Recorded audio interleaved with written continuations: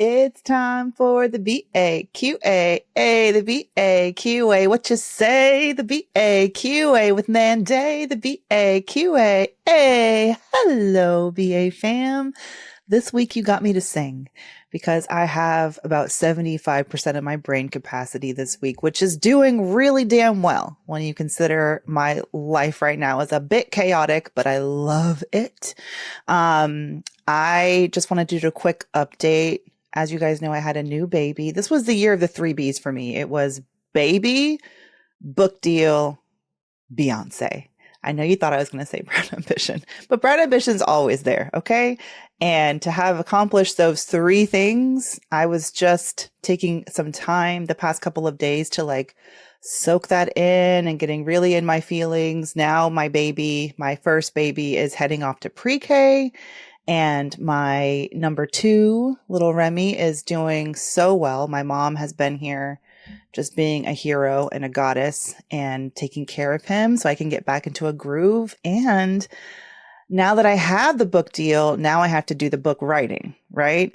So at this point, I don't have set deadlines on when things are due, but because my editor is like, you just had a baby, take your time. But I know myself and I need to start putting together like a game plan to get this book done. And I hope I will have the majority of it written by the time we yell Happy New Year for 2024. Okay. So that's a tall order, but I wrote chapter 1 last week. I'm like 99% done with it. And nothing has built my confidence more than having at least written a chapter. And I don't know if my editor is going to think it's good. I don't know if it's probably going to change a million different ways before the book is actually published. But my whole goal was to sit down and write words and don't let fear, imposter syndrome, any of those doubts that we all have stop me. I just needed to like barrel through them, or as my son says, steamroll through them, mama. So I steamrolled through them. I got chapter 1 done, over 7,000 words, and it is all about not waiting for your FU moment to quit. So not waiting until you get so broke down, burnt out, fed up, enraged at your job that you quit like that. Quit without having a strategy, a plan, taking the time to find a new offer, things like that. So I'm very, very excited about it. Wanted to give you guys a little book update. Although I am desperately looking for ways I can go see Beyonce again, it ain't gonna happen, y'all. I'm not gonna find my way to Las Vegas or New Orleans or wherever in the world she's gonna be next, but I will cherish that time that I had with her forever. But yeah, it has been such a joyous summer. And I hope that y'all heading into the season's changing. Y'all, I had to go to Starbucks and get my mom a pumpkin spice latte just last week. It's not even September yet.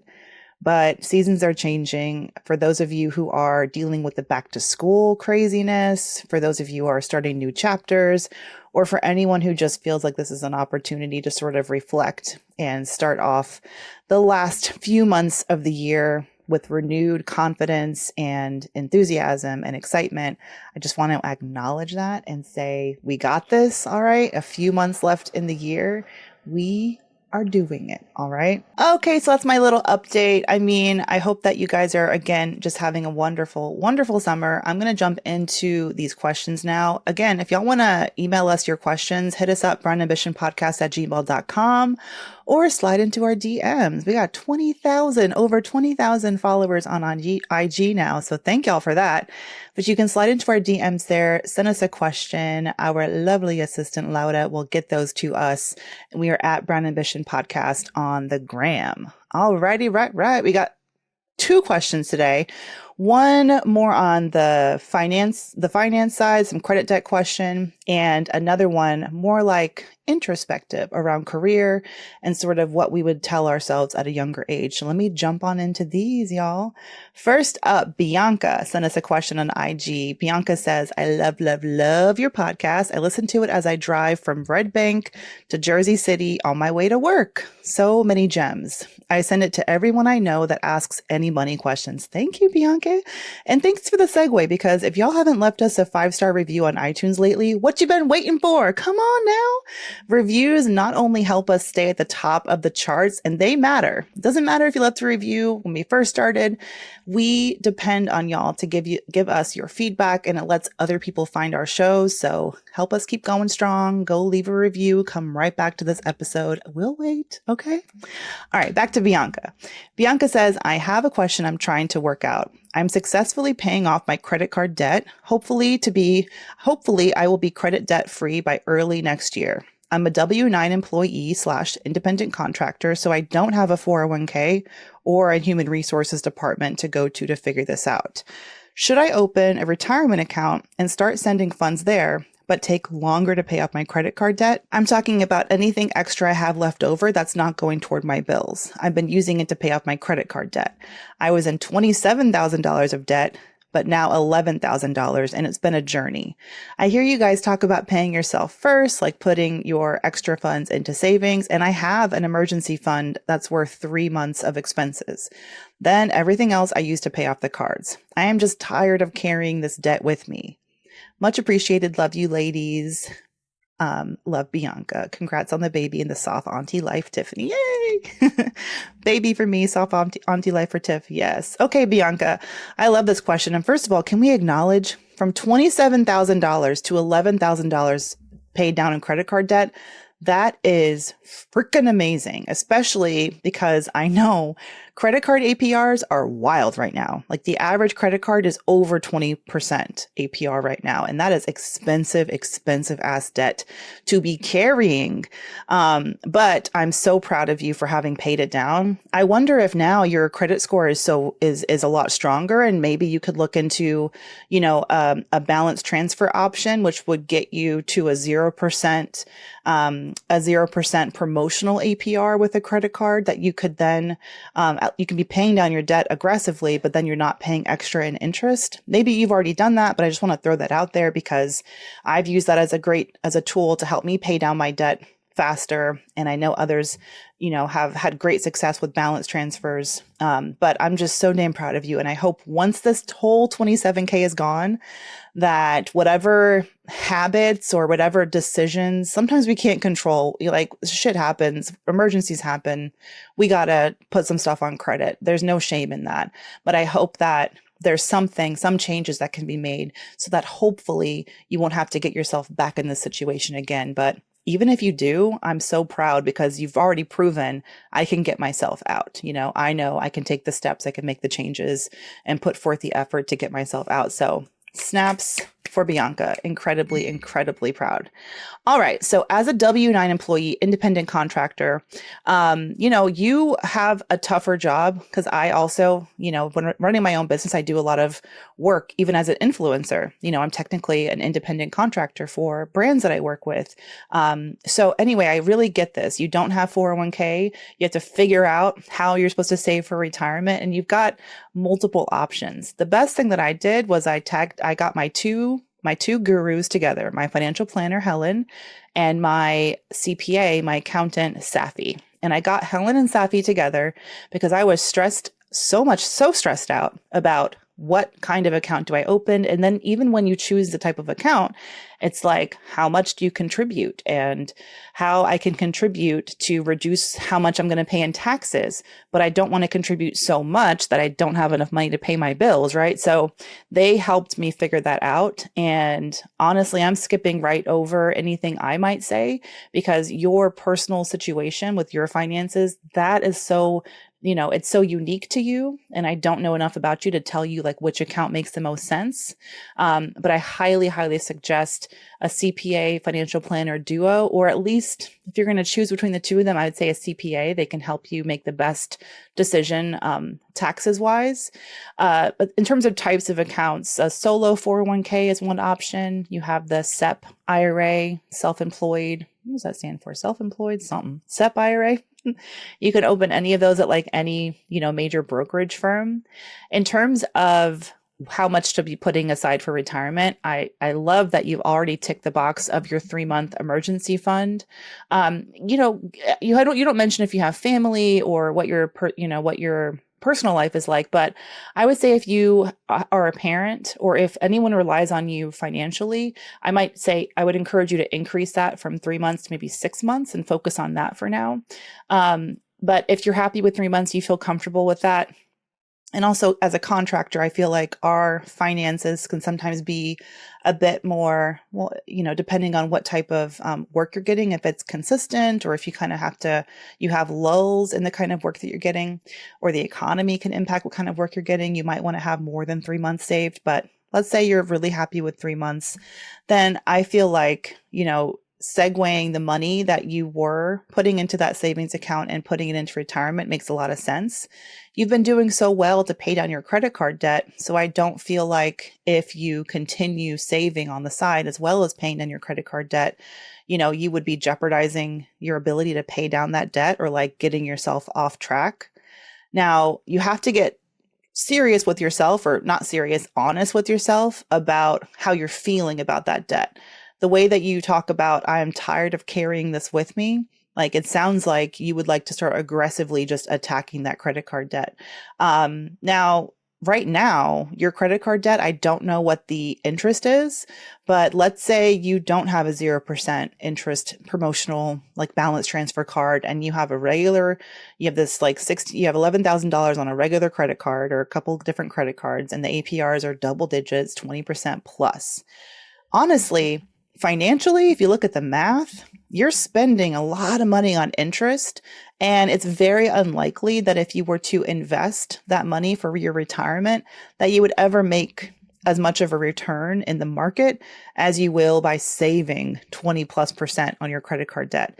So what I'm trying to say is right now, aggressively paying down your credit card debt is actually pretty responsible and smart, like mathematically wise and fiscally. Like, it's the most expensive debt that you have. I would say keep aggressively paying that down. And then once it's gone, then you can, shift over to retirement savings.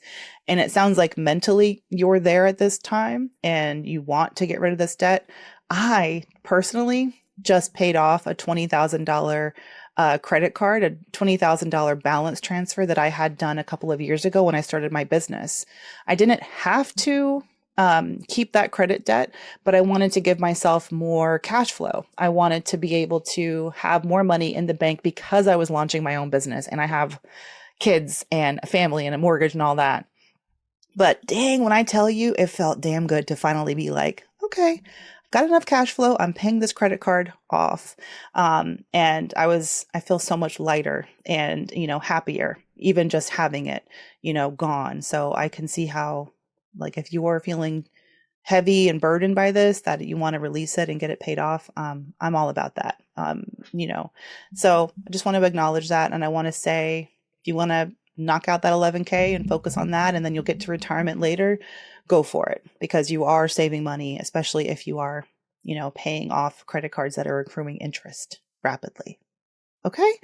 All right, Bianca, thank you so much for your question. This question comes from listener Chelsea. Chelsea says, "Hey ladies, I am 26 years old and currently working in my first full-time big girl career job. I'm working on transitioning to another job now. I have good credit for my age and I make good money, but I'm always working on a bigger bag. I have my own small business and very few bills. But I want to hear from you ladies. What would you tell your 20-something self knowing everything that you know now? I'm a very proactive person, so I am working on getting into personal finance more and planning for the future. I love your show and I appreciate your advice." Chelsea, this question came at a really good time for me because I was just sitting the other day in my car on the way to pick up dinner or something for the family. I sometimes give myself little errands just so I can go be alone in the car. Anyone out there also do that? Even if I sit in the driveway for like an extra 10 minutes when I get back, like that is precious quiet time for me. But I was reflecting on my drive and I was thinking about my 3Bs, the book deal, the Beyonce, the baby.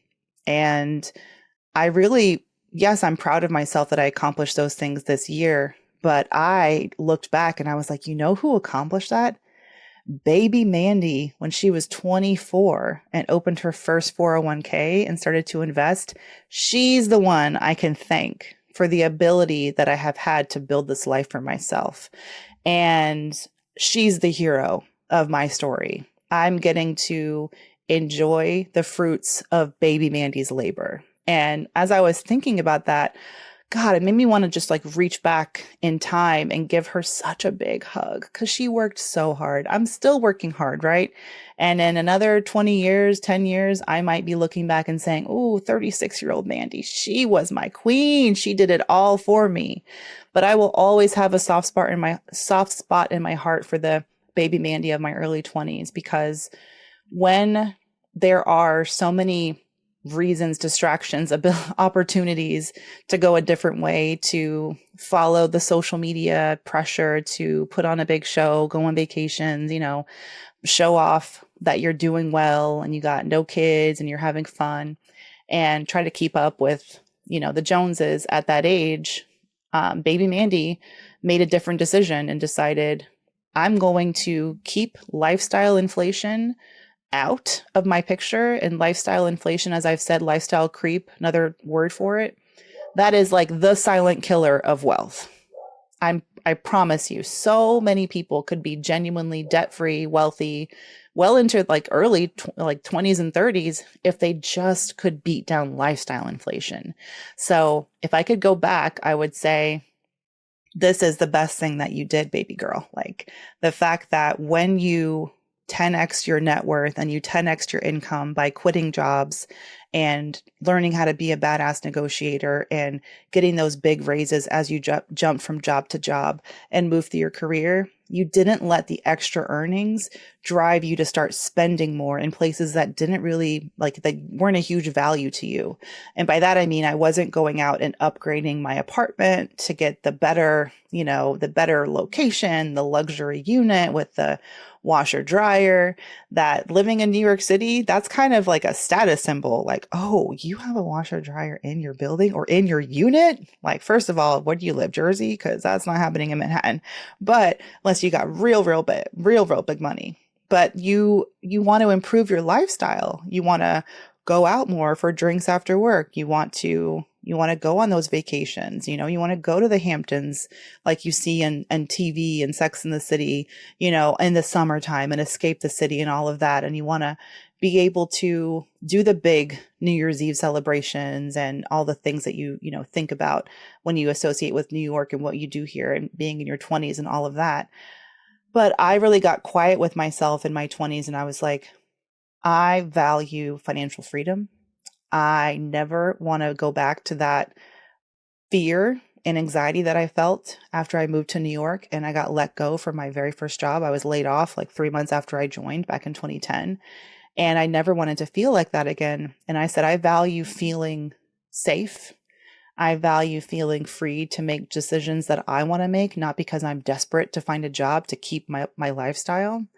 And that is what I would tell any 20-something today is start to get really clear on what you value, why you are making the choices you're making today financially, and how that's going to get closer to the goals that you value. So for me, I was like, yes, it's nice to go out. And don't get me wrong, I had hella fun in my 20s. I had a big ass wedding that I paid for cash, $30,000 wedding in Savannah, Georgia, that I have no regrets about. But I was only able to save up for that wedding, and I didn't want to take on debt for that wedding, by making some serious lifestyle choices to enable me. Like as I was increasing my income, my husband and I moved in with his family for, I think we lasted about 8 months. It was, did what I could with my in-laws, my future in-laws, but we were able to save and set aside cash for that wedding so that we wouldn't be taking on a lot of debt.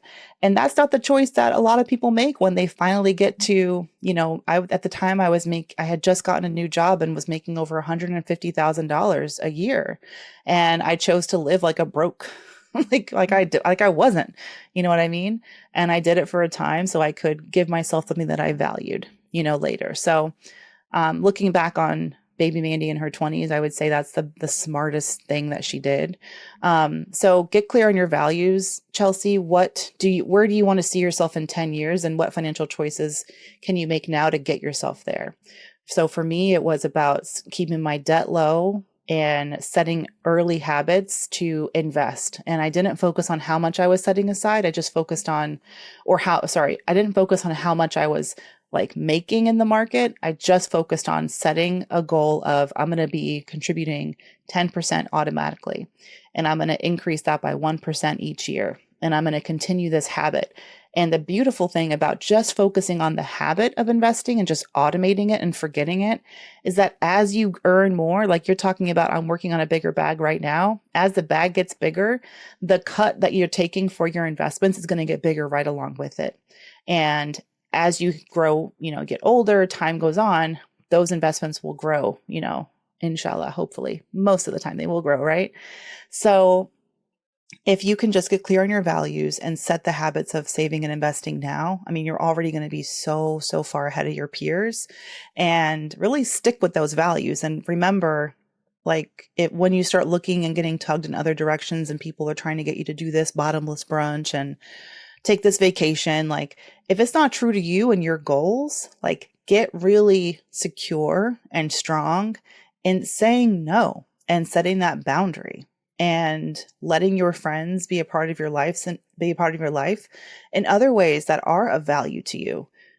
For me, I like to take vacations. I like to travel with my friends, but I was going to keep it small, and I was going to go with friends who wanted to vacation at my level, who weren't going to pressure me into like spending extra for first class this or, the luxury villa versus the smaller bed and breakfast. You know what I mean? So I think that that's also really important, is making sure that the people you surround yourself with respect your values. They don't have to have the same values or want the same things you want, but they need to respect you and where you're coming from. What I also love about you, Chelsea, you personify Brown Ambition. You got your first full-time big girl career job that you said, but you also have your own small business on the side.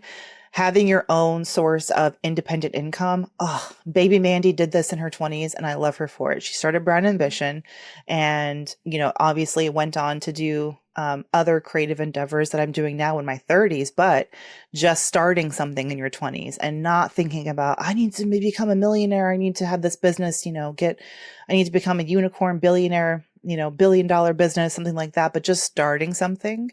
Like there's no way you're going to be able to enjoy the fruits of any labor if you never do the labor first, right? And sometimes some of us get psyched out by the goal that's seeming too large. Like if I start a business, it has to be perfect. It has to bring in millions, and then you let that psych yourself out and you never start it. But just starting to plant the seed of some kind of entrepreneurship in your early 20s to bring in additional income for yourself, that is going to give you professional resilience, meaning your big girl job, it doesn't love you back.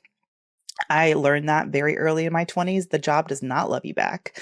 So having your own source of financial, your own source of income so that you can protect yourself, on top of having savings, having another source of income that's not tied to your 9 to 5 makes you so much more resilient. So I think that that's excellent. I would definitely give my baby Mandi in her 20s a huge round of applause for always kind of staying independent and having something of her own, even as I gave my all to my employer, saving a little bit for myself as well. And I love that you're doing that too.